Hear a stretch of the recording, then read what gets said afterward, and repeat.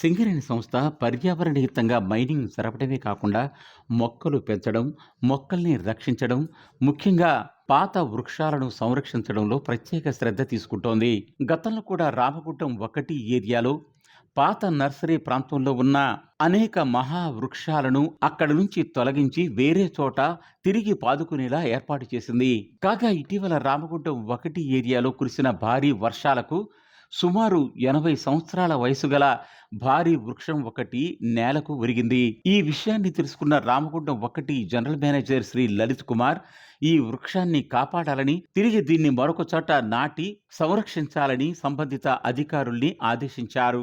Central nursery సమీపంలోని junction road వద్ద నేలకొరిగిన ఈ వృక్షాన్ని శాస్త్రీయ పద్ధతిలో వేరే ప్రాంతానికి తరలించి దీన్ని తిరిగి నాటారు. తద్వారా దీనికి తిరిగి ప్రాణ ప్రతిష్ఠ చేసినట్లయింది.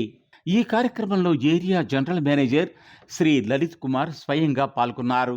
ఈ సందర్భంగా ఆయన మాట్లాడుతూ పర్యావరణాన్ని కాపాడడం మనందరి బాధ్యత అన్నారు.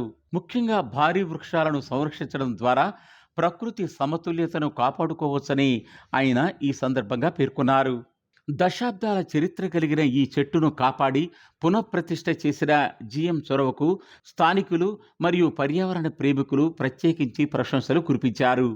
నాటి కార్యక్రమంలో జీఎం శ్రీ లలిత్ కుమార్తో పాటు agent GDK 11 group of mines Shri Chilaka Srinivas, DGM forest అటవీ శాఖ DGM Shri Karna, personal manager Ravinder Reddy, DGM CSP Vaidishwar, senior PO Hanumantha Rao, AITC ప్రతినిధి జేఎం ఆఫీస్ శ్రీ రాజు ఇంకా ఇతరులు పాల్గొనడం జరిగింది.